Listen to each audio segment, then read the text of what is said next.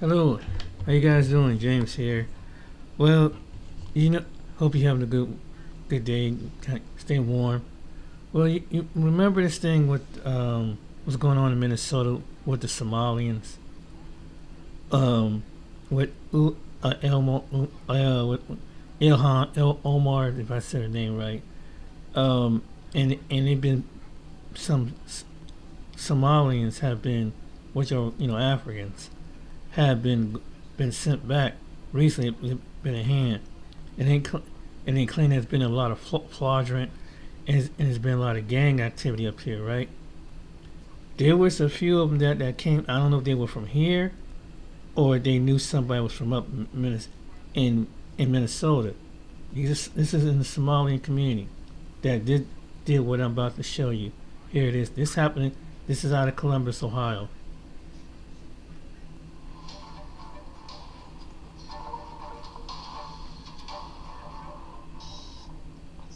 Exactly what it is. Somebody coming in, threatening people's lives, waving a gun around.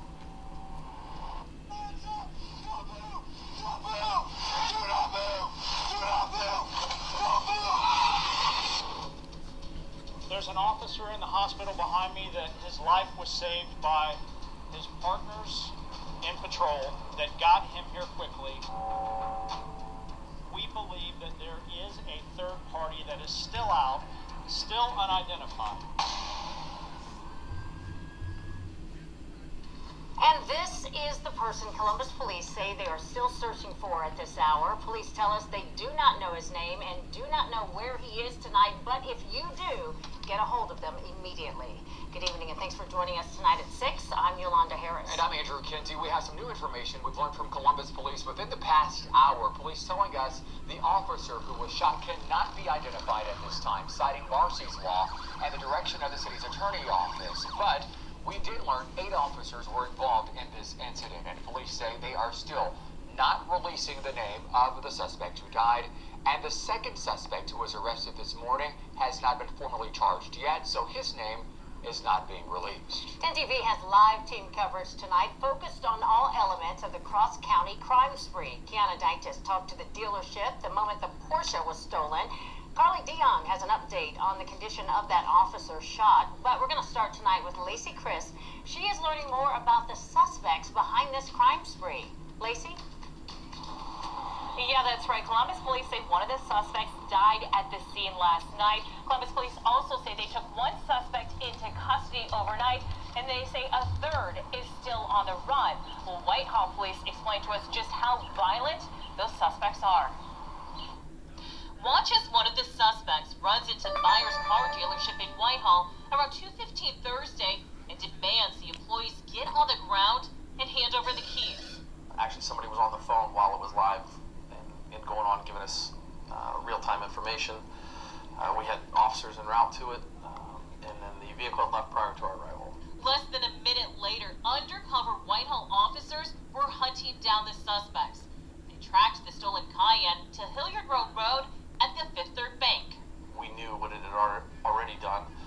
Our concern was for the safety of people inside the bank at that point, but within a matter of minutes, somebody had come out of the bank, run to the vehicle, and at that point we had decided we were going to try to block the vehicle in and take it down.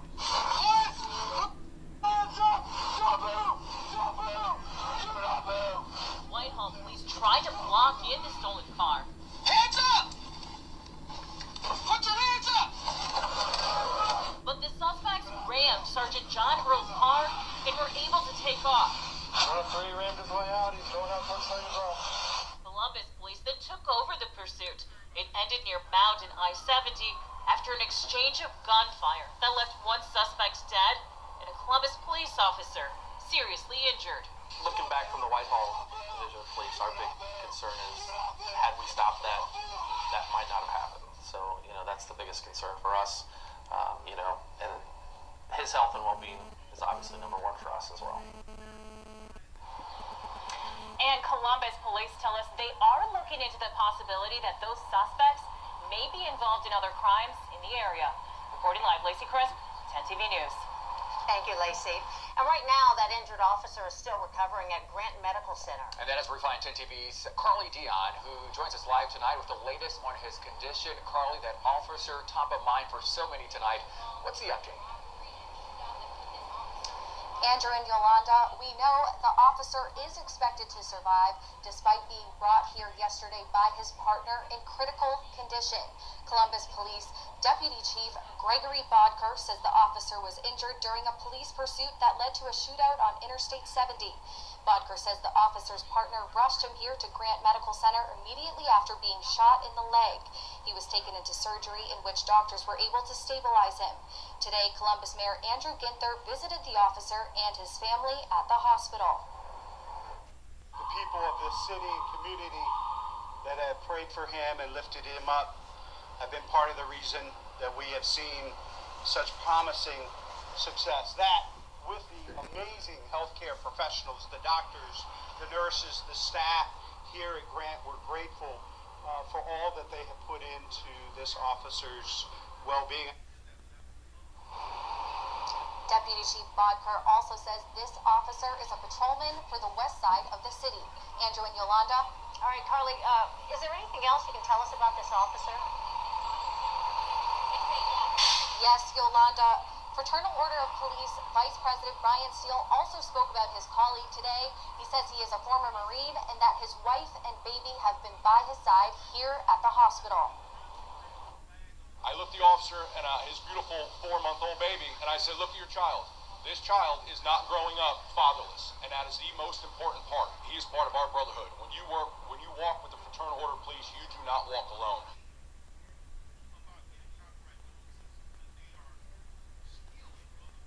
Contact Central Ohio Crime Stoppers by phone, online, or through the mobile app to submit your information anonymously to help law enforcement in tracking down all suspects. Live at Grant Medical Center, Carly Dion, 10 TV News. All right, Carly, thank you. Tonight, we have also just received and listened to the 911 calls from this incident here in Columbus. First, though, we want to play you part of a call from one man who says his Jeep was shot up during the shootout on I-70. He says they weren't injured.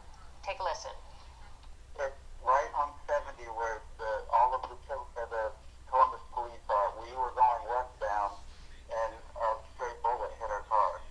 I knew immediately where it was because we saw the guy, he had a mask on, and then it like jolted the whole car, and yeah, so I knew kind of what it was, but there's a really big hole in the roof. The branch manager of the Fifth Third Bank off Hilliard Rome Road also called 911 after his bank was robbed. He says the suspect stole $90,000 from the store, but he says no one was injured. Just terrifying. And tonight, employees at Buyers Automotive are trying to process what they witnessed yesterday. Yeah, that's where it all started. 10 TV's Kiana Dyches stopped by the dealership and spoke with the owner, who says they are still pretty shaken up. Well, the important thing is everyone here is safe and alive, but the employees here, they say what they witnessed is just like something out of a movie. And he's in there pointing a gun at people trying to get heat. In just under 10 minutes, a gun drawn, this Porsche dealership robbed. It happened so quick that you almost can't process what's happening because it's just so outside the realm of norm. George Kaufman is the vice president and owner of Buyers Automotive. He says it was a normal day. His employees were taking customers when a man came in acting strange. Very aggressive. When he pulled out the firearm, it was definitely, it wasn't just give me the car. There were definitely life-threatening statements made. In this surveillance video taken moments later, you see the suspect speed out of the parking lot in a Porsche Cayenne. He got a 33-round clip. He's headed back towards Whitehall from... Nope. He just turned. He's going back toward the airport. A day later, he's praising the employees who were threatened for thinking on their toes. They kept their composure, and they were able to provide a vehicle to this gentleman and get him out of the store and get our employees, the rest of our employees, out of danger, and keep everyone here safe, which is my main number one priority. I'm just happy everyone here is safe. And he's offering counseling and whatever else it takes to help these employees heal. Reporting in Whitehall, Kiana Dyches, 10 TV News. Thank you, Kiana. Now make sure you have our free 10 TV News app downloaded so you don't... So, in this video, but this is who did the robbery. Dublin man faces up to 20 years in prison after pleading guilty to 3 armed bank robberies in Columbus. The U.S. Attorney's Office says 27-year-old Hussein Mohammed robbed the banks last April, all within a week of each other. We're told he would give notes to the bank tellers, demand money, and indicate that he had a gun. A sentencing date has not yet been set. Yeah, it was. But they sentenced the suspects at that time. But it was wild in this city at that time. Yeah, these guys they were 3 young men, and 3 of the young men well, like they said, one guy, that was the one that got unalive, and the other one was the other 2 they caught them, but they were Somalians, you know, and then they sentenced them to almost, I think, 25, 30 years in prison. So yeah, so, and you know, and I don't know, one of them was from here at the time, or how, you know, the other one was from, the other 2 was from Minneapolis. So yeah, it was really something to see at that time. But yeah, so I don't know if they part of the Somalian gangs or something like that up there, but this is what happened. And it was wild, man.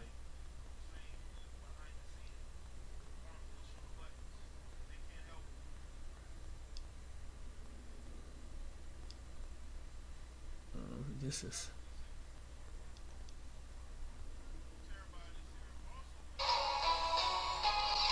Now, breaking news from NBC4.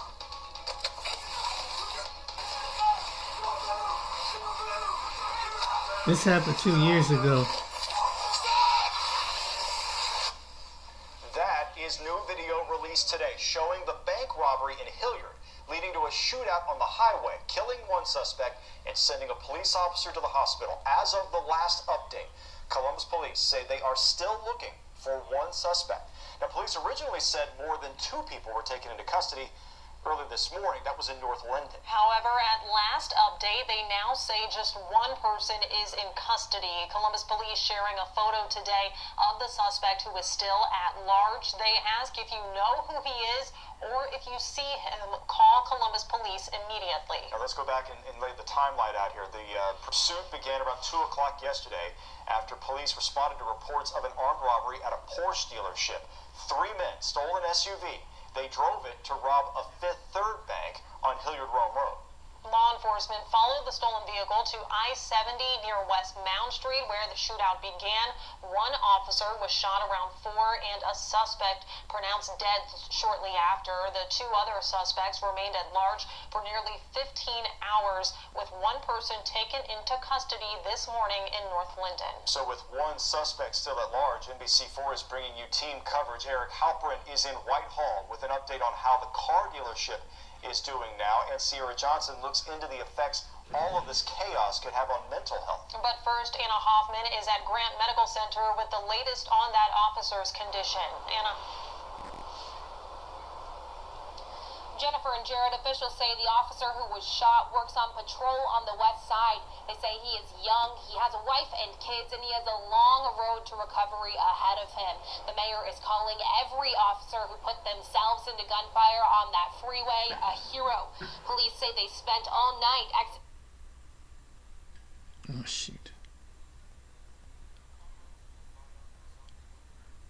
Oh, boy, I don't know what happened with that. It's buffering.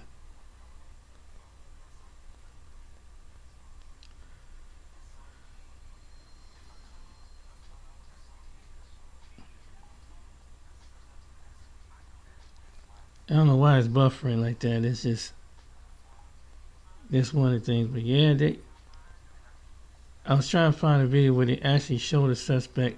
They show one, I think that's one of the suspect. This happened a couple years ago, by the way. It happened in Columbus, Ohio. But it was, man. And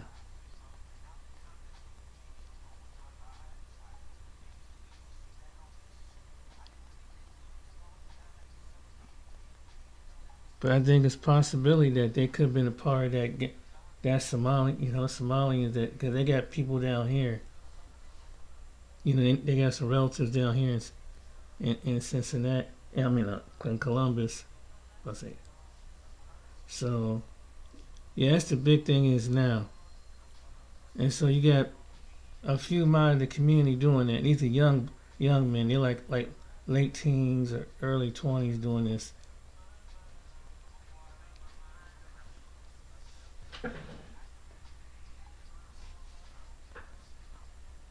But I can't find that video, but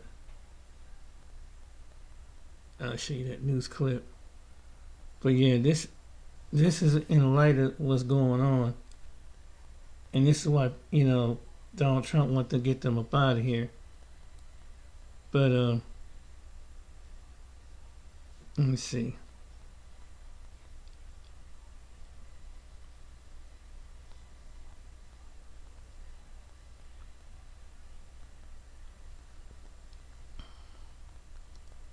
Yeah, it's just anyway.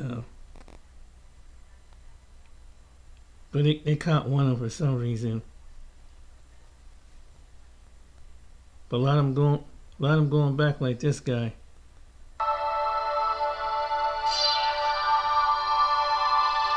Hey guys, welcome to the Liberal Hive Mind, a channel solely focused on exposing the abundant hypocrisy of the left. And of course, here's your meme of the day, brought to you by 5mind.com. It's real interesting. There's so many inconsistencies within the left-wing worldview, and I think most of that is born from the fake virtue and fake intellectual superiority of the left. They've created all these ideological sandcastles right on the beach's shore, and then of course what happens when you've built an ideology around lies, around confirming your own bias or signaling virtue? Well, once the tide of truth comes in, pretty much everything collapses. And I think nowhere is that more true than on the issue of immigration, cultural relativism, and of course narratives about the West. We've seen this very bizarre thing happening in Western politics for really decades at this point, where people will look at you straight in the eye and they'll tell you that the West is this deeply oppressive, backwards, racist, irredeemable, colonial hellscape. And of course all of that's a massive virtue signal to paint yourself as the most virtuous. Everybody is everybody, and everything and everywhere is equal, and if you dare suggest otherwise, well then you're an irredeemable racist, right? But then for some odd reason, in the next breath, when the issue of remigration or deportation comes up, all of a sudden it's literally the worst thing that could ever happen is that person being sent back to their home country that supposedly they love so much, and right, most of the times is even better than America, because America's so deeply vile and racist. America's the monster. And in this case, we're talking about Somalia, Mogadishu in Somalia. Well, that's the utopia, right? God forbid you suggest I go back. It's just these constant contradictions. The ideology doesn't frickin' make sense. It's totally backwards, and obviously, the narrative is set in real time to defend whatever the ideological position is. Now that people's... Oh, I found it. Here it is right here. These are the two men that got charged with I found it.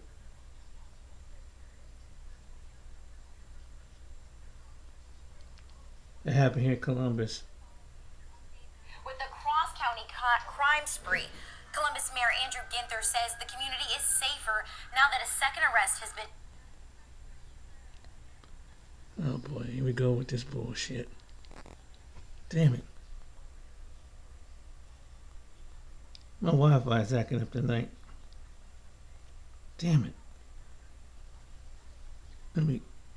temporary work work status is being revoked, now that the truth about certain immigrant groups is being revealed, now that the mass fraud is being tackled and people are being sent back and visas are being revoked, well, all of a sudden we're supposed to feel guilty, we're supposed to feel obligated, feel responsible for the emotional distress that some people are going through based on their own actions. But I'll tell you, I'm just not with it. No, I think it's seriously time for remigration. I think it's time for a total realignment of Western immigration views as a whole. But anyways, I feel like I'm getting sidetracked a little bit in the intro. I want to show you guys a couple of viral videos and just talk about some of the topics that I was introducing there. We got some stuff to get into, so let's roll the tape. All right, folks, so of course we've been covering the conversation relating to Somali immigration fraud, Somali gangland violence, the abuse of entitlements, the entitlements fraud, and then sending money back home, a lot of that cash then ending up in the banks of terrorist organizations. So obviously there's been a whole lot of focus on this particular group these days. Now we're getting hit with videos like this online. I've got my flight by the end of this year. I'm moving to Somalia full time, bro. The West does not want us here anymore, so it's cool, we're cutting. You man are saying all roads lead to Rome. I'm saying all roads lead to Somalia, bro. I'm gonna start up a new life there. I don't know who I'm gonna meet. I might meet some criminals on a run, but that's live. I'm tired of London. I'm tired of Northwest London. I'm tired of this whole city, bro. All roads lead to Rome, but now all roads are leading to Mogadishu, Somalia, bro. I'm moving, I'm gone.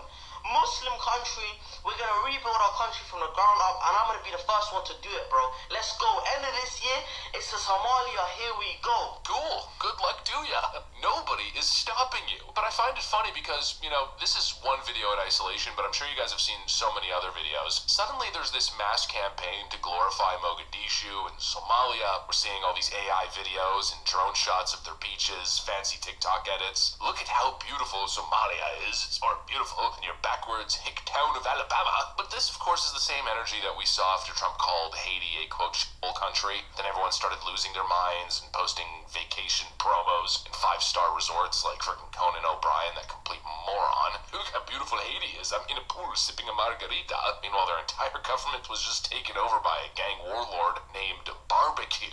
But it's always the same emotional strong arm. How dare you criticize this place? Look how pretty the coastline is. This place is just like America. In fact, it's even better. And of course, this creates a little bit of a weird paradox. On one hand, the argument is always our homeland is basically a utopia. We love it. Our allegiance is to our homeland. How many times have we heard that? Our allegiance is to Somalia. It's not to Britain. It's not to America. It's not to France or Germany or Italy or Canada. But then the moment you say, okay, well, fair enough. If your country's so beautiful, maybe, I don't know, go back if your allegiance isn't here. And then, of course, the tone instantly shifts now, doesn't it? No, don't send me back. That is cruel. So which one is it? Is it an amazing homeland that you're so proud of? Or is it a dysfunctional and dangerous place that you do not want to go back to? You know, I just don't understand how you can hold both positions at the same time. Well, I say that, but of course I do understand. They hold whatever position is beneficial in the moment to hold more leverage. It's an ideology rife with contradiction. America's this, America's that. Then, of course, you get sent back home, and that's where the propaganda ends.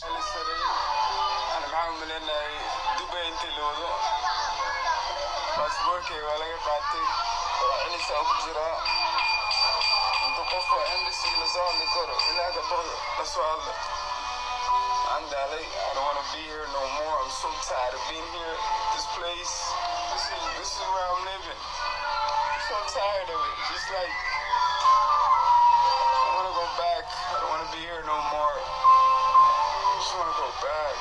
And you know, I'm reading the comments on all these videos that are going viral all over social media now, like this, and I'm seeing so many people in the comments section saying, oh my gosh, this poor man. Now, I don't agree with illegal immigration, but this is just cruel. What is cruel? Sending an alleged gang member, who this guy apparently is, who's connected to terrorist organizations as well, sending him back to his homeland, where he's not at risk, it's just a different standard of living. Somehow, that's the saddest thing, and the West now has to collapse, not to hurt this man's feelings. I just don't get it. I can't wrap my head Somali around it. nonprofit The in Columbus, conversation is Ohio always was under framed fire around individual people and their losses, their feelings, their...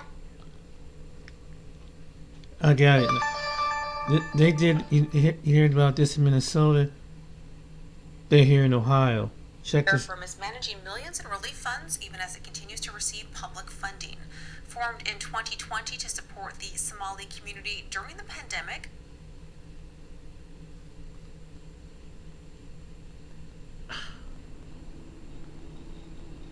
Hold on, man. I don't know what's going on with my Wi-Fi on this phone. Let me get it. I'll go ahead and play this back. Mostly the consequences of their own actions, and never about the more macro view or the host country that's getting the end of this deal. Let's be real. Why is America obligated to provide everybody a better life? Oh, you don't have a big flat screen TV and 2 iPhones and a big Ford F-150? You don't have a 3,000 square foot home in a suburb with a nice 2-car garage? Oh, well, the humanity. Grant this man asylum immediately. The whole premise is stupid. Why is it our job to bail the world's poor out of the reality of their own failing nation? I can't wrap my head around it. And when you see the studies, I mean, we've seen the data these days. Studies showing that migrants from certain regions of the world, mostly North, East Africa, and of course the Middle East, well, they end up costing taxpayers insane amounts of money over their lifetimes. We're talking about anywhere from $300 to over $1 million over their lifetime. That is the total cost of the welfare, the housing subsidies, the healthcare, the crime, meaning they're a net drain on the nation. I'm struggling to understand the benefit, the math, outside of multinational corporations who, of course, benefit from bringing the masses into the nation, paying them substandard wages because they've bloated the workforce so tremendously and it allows them to do that. And then, of course, they can pay these people substandard wages because the government then comes in with a bunch of freaking subsidies. I understand that the major corporations are benefiting, but what about the host nation? What about the country? What about the voters, the sons and daughters of the nation? What about those people? Yeah, they're chopped liver, I guess, right? And then I also think, what about the home nation itself? What about Somalia? In that earlier video that you saw, the young kid ranting says, we're going to go back to Somalia and make it great. Well, why don't you do that? That's another part of this whole mass migration scam that I can't wrap my head around. We're importing poverty, crime, foreign theological ideologies that want to displace and destroy us. We're importing foreign political wars and tensions into our nation, and we're not even getting a net tax benefit to it. No, the people we're importing are a drain on the system. They take more than they pay back in taxes. And meanwhile, in the backdrop, their home nations are getting abandoned. You've got young military continues to receive public funding. Formed in 2020 to support the Somali community during the pandemic, Somali Community Link secured over $2 million from the Biden administration. An independent audit revealed significant shortcomings, including over $187,000 in rental assistance funds that were not spent or returned, along with a lack of required reporting procedures. Auditors flagged issues of fraud vulnerabilities and noncompliance with legal requirements. Despite these findings, Ohio politicians with financial ties to the nonprofit continue to secure funding for it, including $350,000 for a community center. State Senator Michelle Reynolds and State Representative Ismail Mohammed, both linked to the organization, have received thousands in campaign contributions from it or its affiliates. As of now, Somali Community Link's services remain in question with an inactive online presence and the recent passing of its executive director. The Columbus City Council, Reynolds, and Mohammed have not responded to requests for comment. So they've been doing this in Ohio too. So they've done this in Ohio. Wow. So yeah, I just wanted to make a quick video about this, but yeah, I don't know if those guys was in a gang, but it was 3 of them that was in the gang. They just showed one, but it was the other 2.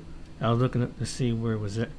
You know, you probably saw me, but yeah, them. And you know, it's the same way. They're probably like the 2nd or 3rd largest Columbus or Somalians when they came here from Minneapolis.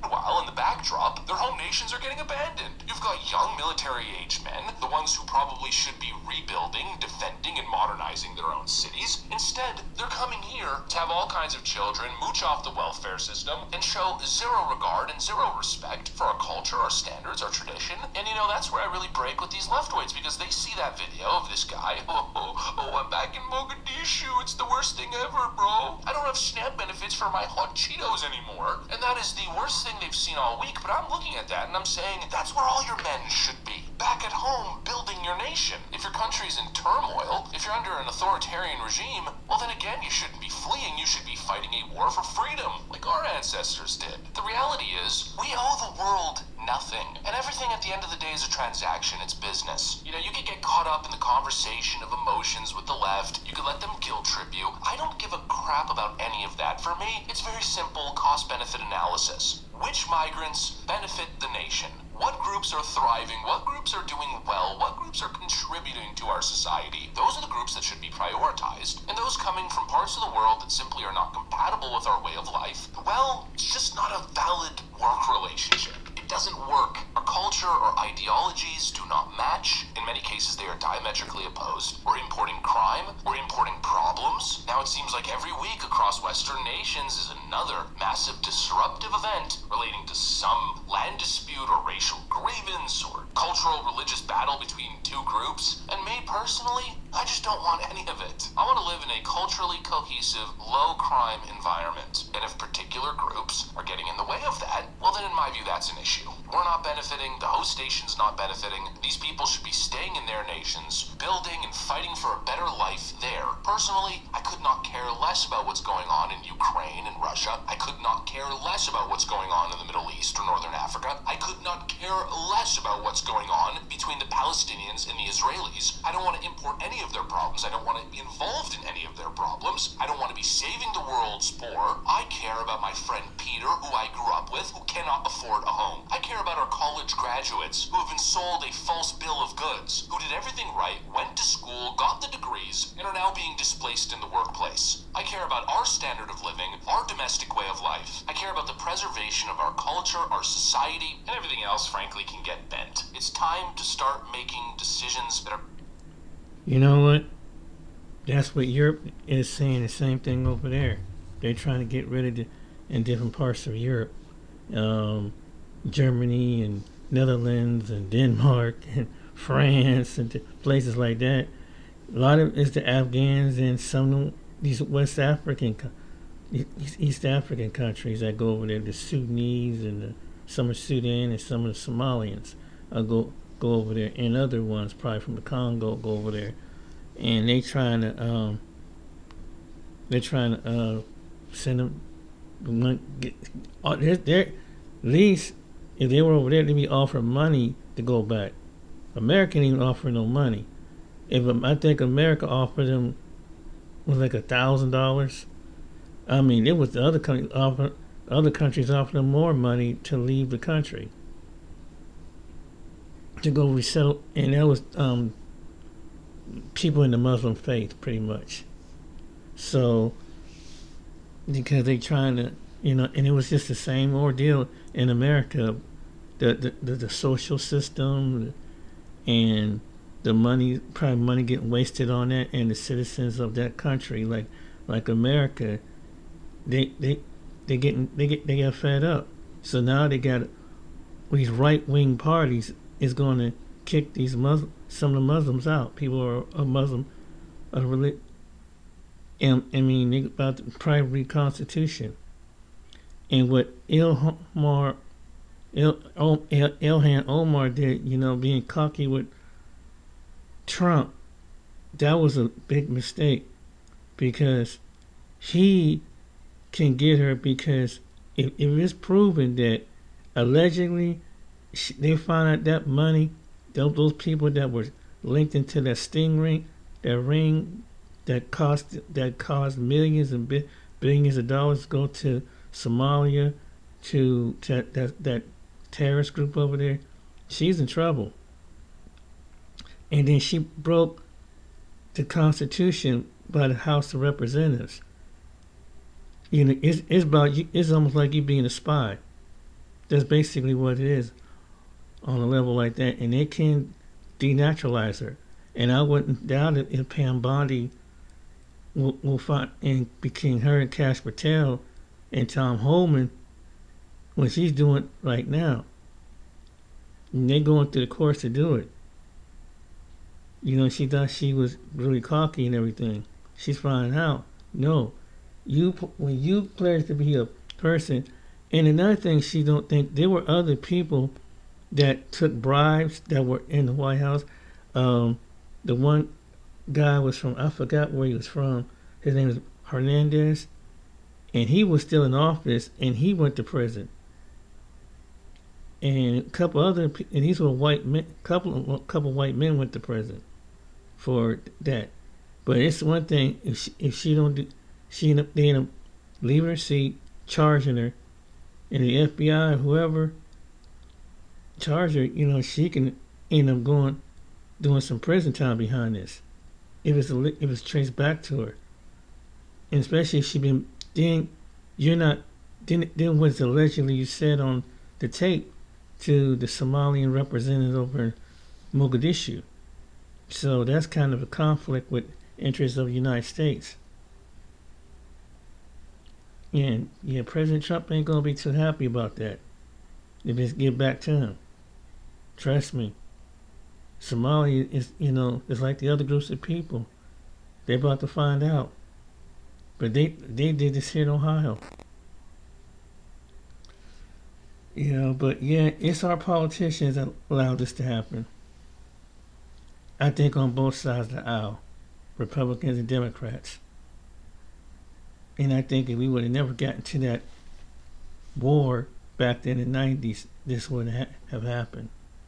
But for some reason, they was in that, about that movie. They didn't even show the movie around here, Black Hawk Down, because it was feel like it would stir up some tension. I didn't even know that till one day, about 10 years ago, someone told me that they said that the people wouldn't bring it to here. But when they first came here, from what I understand from some other representative, they had a hard time adapting. They said there used to be fights in schools and stuff around.